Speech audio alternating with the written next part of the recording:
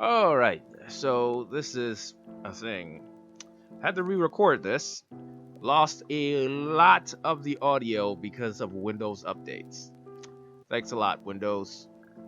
You're killing it. You are killing it.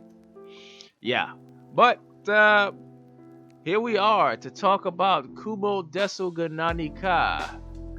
So I'm a spider. So what?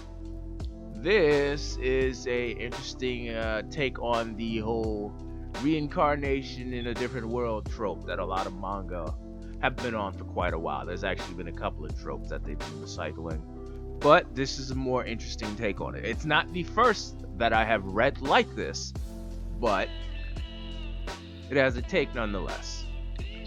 Now, what I am going to be speaking on is the current episode number 1 of the anime that I watched. And plot wise, it's alright. I like the manga. I like the current state of the anime. I have yet to pick up the light novel, and before we truly begin, one thing you should understand is that this, like many other anime before it and manga before it, started out as a light novel, then it became a manga, and subsequently became an anime. The manga is on volume 9, was released October 10th. The light novel is on volume 14, was released January 9th, and the English version of volume 10 was released November 17th. So if you want to go out and read it, you're more than welcome to hunt it down. All right. So the manga was basically transcribed over by Asahiro Kakashi. The character designs are by Tsukasa Kiryu, and the general story is written by Okina Baba.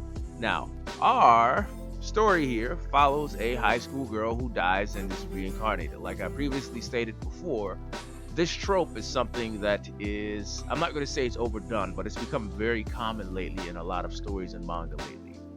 I said lately twice. Love me lately! I'm never going to do that again. Yes. But the trope itself of reincarnating in a different world has become rather common in a lot of manga and light novels and short stories as of recently. And another common trope is that it takes the form of like a role-playing game. The character will reincarnate and they'll be different in some shape, way, or form, and they will be involved in a role-playing game-like system where they level up, get skills, status, and all the good nifty little tips and tricks and cheats and stuff you get when you're playing a role-playing game. There are a number of other series that have done it. The Gamer, Solo Leveling. There's a couple other ones I can't think of off the top of my head. There's another one that is an exact parallel of this where the guy reincarnates as a dragon. I can't remember the name. It'll probably come to me later or tomorrow morning, but that's irrelevant. So, let's talk about the anime. Now, I haven't read the light novel as of yet, but I can tell from watching the anime there are concepts that did not show up in the manga as of yet that I have read so far. So I would say this first episode covers the first couple of chapters of the manga. I'm not entirely sure how far in the books it is, but much like the books, I would have to say it's following more closely related to the books. There is a scene that introduces more characters who have also reincarnated, but they reincarnated in a different place. Spoilers if you haven't watched it by now. Not only herself, but several other classmates also reincarnated, one of whom was also reincarnated as a non-human like she was. Main difference is they're relatively safe, while she's basically trapped in an underground network of tunnels fighting for survival to escape. So I guarantee you the first couple of episodes is going to be a little bit of plot exposition as she discovers more about the system that she's enthralled with and her basic place in the ecosystem underground as she fights for survival. Now, there are a number of spoilers that I'm probably going to drop here or there, or I'll just leave it out. But the art style that this one is taking, it is sort of a hybrid between CG and drawn animation. I personally have never really been a fan of CG animated things because they they can be kind of ugly, if I'm being completely honest about it. Like, you can always improve the art, you can always get a different artist, you could always change up the style, but when it comes to CG, it's only as good as the textures that you're using. And if your textures are garbage, it tends to look hideous. You can take that back to Crunchyroll's own independent anime X Arms. So yeah, haha, yeah, I'd have to say Ruby looks better than that, and that's saying something. And I genuinely used to like Ruby. Not all that about it nowadays, but I used to like it. But that's another story for another day. But pushing that aside, and my personal opinions about the visual aesthetic of the series, when it comes animation wise, everything else is relatively spot on. It's crisp, the animation is smooth, it's clean. There's very little, I'm gonna say, very little issues that I could spot while it is in the process of running. Now, that's not to say that there's possibly anything there, but I didn't see anything. I was basically enjoying what I was watching.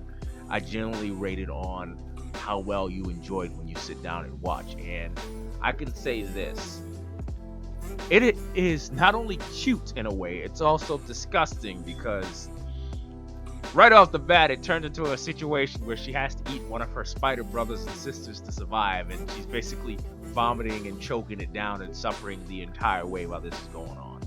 And there is another scene where she makes her resolve on survival, and yeah, action-wise, I would definitely say this is up there. Given a lot of the scenes that show up in the manga, I'm actually genuinely excited to see how they pull these off in these series in general. Because the panels in the manga are very dynamic with the action and how it's laid out and how Kumiko herself moves across the screen in the panels while she's, engaging in combat. I'm very curious to see how they work this out with the animation style that they've chose for this one. Now again, my personal bias aside, not everything can be as masterfully done as Redline. If you haven't seen Redline, I suggest you go watch it. That's one of the last hand animated anime ever, period, point blank, and it is absolutely visually stunning. But enough about that. Let's talk more about the series. So, as it is, as a whole, and again, I'm going back to this, I firmly believe that the way this series is going to progress is going to make it very visually interesting to watch. My personal bias aside, when it comes to the animation style, I enjoy the story. I enjoy how Kumiko develops as a character, especially when I read the manga. I'm basing this more off of my experience with the manga rather than the light novel because I haven't sat down and read the light novel yet. I'm pretty sure people who read the light novel will agree with me. This making a transition over into a visual format can only do it more justice. So I'm going to leave it short at that. Pop it in Google and see if you can find it. I'm going to call it peace. And so I'm a spider, so what? I'm going to give this not only a read on both of the manga, the light novel, I'm giving it a watch as well. And if you can go and grab paperback copies of the manga, I'd say go on and add it to the collection. I know I will. So I'm going to keep it light. You guys, peace out. Have a good one.